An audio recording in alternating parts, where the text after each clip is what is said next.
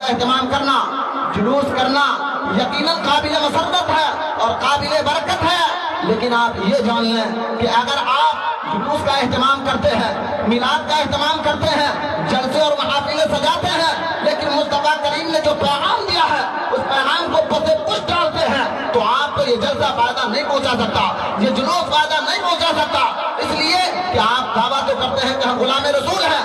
مثال کے طور پہ کوئی شخص یہ دعویٰ کر دے کہ یہ سامنے والی پراپرٹی میری ہے، وہ اس سے مطالبہ کرے گا کہ اگر تم یہ دعویٰ کرتے ہو کہ یہ پراپرٹی تمہاری ہے تو تم دلیل پیش کرو، کاغذات لاؤ، ثبوت لاؤ، ساکھ لاؤ، ایویڈنس لاؤ، لیکن جب آپ ایویڈنس نہیں دے سکتے تو آپ کے خلاف میں فیصلہ کرے گا۔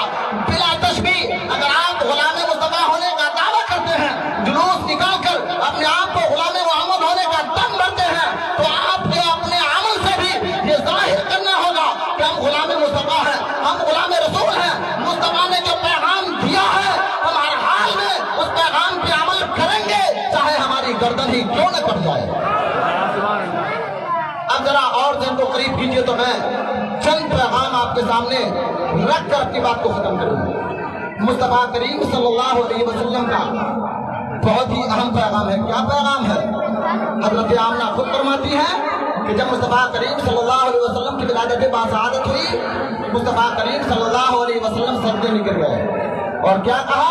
رب حبلی امتی، اے رب میری امت کو میرے حوالے کر، اے میرے رب میری امت کو میرے حوالے کر دے۔ مصطفیٰ کریم صلی اللہ علیہ وسلم اس دنیا میں آتے ہی اپنی امت کی فکر کرتے نظر آتے ہیں، لیکن ہم اپنی زندگی کے 20 سال 25 سال 40 سال 60 سال گزارنے کے بعد بھی جس مصطفیٰ کریم نے ہم آپ کی یاد میں آنسو بہائے ہیں، رات کو سوئے نہیں ہیں، رب تبارک و تعالیٰ کو مصطفیٰ کے جاگنے پہ اتنا ترس آ گیا کہ اللہ نے ارشاد فرما دیا قم اللیل الا قلیلا، محبوب رات کو تھوڑا سا سو بھی لیا کریں۔ وہ مصطفیٰ جو ہم آپ کی فکر میں رات کو سوتے نہیں تھے، اس مصطفیٰ سے ہم غلامی کا دم تو بھرتے ہیں، لیکن مصطفیٰ کے پیغام کو ہم نے پسے پش ڈال دیا ہے۔ مصطفیٰ کا پیغام کیا ہے؟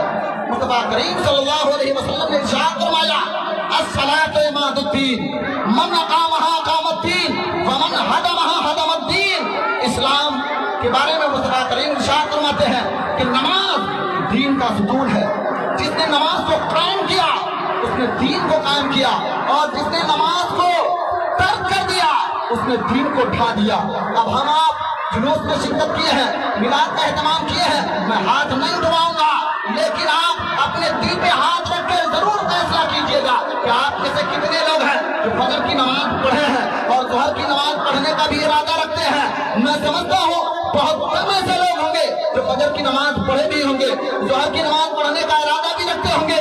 یہ کیسی غلامی رسول ہے کہ نبی نے ارشاد فرما دیا جس نے نماز کو قائم کیا اس نے دین کو قائم کیا، اور جس نے نماز کو ترک کر دیا اس نے دین کو ڈھا دیا۔ دوسری بات، مصطفیٰ کریم صلی اللہ علیہ وسلم نے ارشاد یہ بھی فرمایا آج نماز ہمارے درمیان بہت ہلکی عبادت معلوم ہو رہی ہے، لیکن ام الفرائض کا نام نماز ہے، اہم الفرائض کا نام نماز ہے۔ اگر کوئی شخص نماز ترک کر کے عادی ہو جائے، پھر چاہے جتنا جلسہ کر لے، جتنا میلاد کر لے، جتنا واقعہ کر لے، جب تک نماز کا عادی نہیں ہوگا کوئی بھی چیز اسے فائدہ نہیں پہنچا سکتی ہے۔ معلوم ہے آپ کو مومن اور کافر کے درمیان مصطفیٰ کریم صلی اللہ علیہ وسلم نے خط امتیاز کھینچا ہے، ایک امتیازی فرق بیان فرمایا ہے۔ وہ فرق کیا ہے؟ وہ فرق یہی ہے، مصطفیٰ کریم نے ارشاد فرمایا کہ جو مسلمان ہوگا وہ نماز پڑھے گا، جو مسلمان ہے وہ نماز پڑھتا ہے، جو کافر ہے وہ نماز نہیں پڑھے گا، جو کافر ہے وہ نماز نہیں پڑھتا ہے۔ اب آپ اپنا فیصلہ کیجئے کہ آپ کا شمار کس میں ہے۔ میں اسی مصطفیٰ کا قول بیان کر رہا ہوں جس کے جنم دن پر آج ہم آپ جشن کا اہتمام کر رہے ہیں۔ اسی نبی نے ارشاد فرمایا اسلام اور کفر کے درمیان خط امتیاز نماز ہے، اگر نماز پڑھتے ہیں آپ کا شمار مومنین میں ہوتا ہے، اور مصطفیٰ کے ارشاد کے مطابق اگر جان بوجھ کر عادی طور پہ نماز چھوڑتے ہیں تو پھر آپ کا شمار کس میں ہوگا؟ آپ فیصلہ کیجیے، آپ اندازہ لگائیں۔ ہم اولیاء کی فہرست میں غوث اعظم کو پیروں کا پیر مانتے ہیں، ہم انہی کے نام سے اپنے آپ کو وابستہ سمجھتے ہیں، لیکن اس غوث اعظم نے کیا پیغام دیا ہے؟ غوث اعظم نے کہا کہ جو نماز نہیں پڑھتا، جو بے نمازی ہے وہ میرا مرید نہیں ہو سکتا۔ غوث اعظم نے یہاں تک کہا کہ جو مسلمان نماز نہیں پڑھتا ہے اسے اس بات کا حق نہیں ہے کہ وہ مسلمانوں کے قبرستان میں دفن کیا جائے۔ آپ اندازہ لگائیں، جس غوث اعظم کے دامن کو تھامنے کا ہم دعویٰ کرتے ہیں، اسی غوث اعظم نے کہا اگر مسلمانوں کے قبرستان میں دفن ہونے کا حق چاہتے ہو تو تمہیں نماز پڑھنا ہوگا، نماز پڑھے گا مسلمانوں کے قبرستان میں دفن کیا جائے گا، نماز نہیں پڑھے گا مسلمانوں کے قبرستان میں دفن نہیں کیا جائے گا۔ اس لیے جلوس کا اہتمام کریں، لیکن مصطفیٰ نے جو پیغام دیا ہے خاص طور پر نماز کے اہتمام کا، آپ اس سے قطعاً اپنے آپ کا پیچھا نہ چھڑائیں، نماز کا اہتمام کریں۔ استغفر اللہ ربی من کل ذنب واتوب الیہ۔ میری گفتگو تلخ ہوتی ہے، میری تقریر طبع یار کو بے چین کرتی ہے، سبب یہ ہے وہی کہتا ہوں جو دل میں گزرتی ہے۔ وما علینا الا البلاغ۔ السلام علیکم۔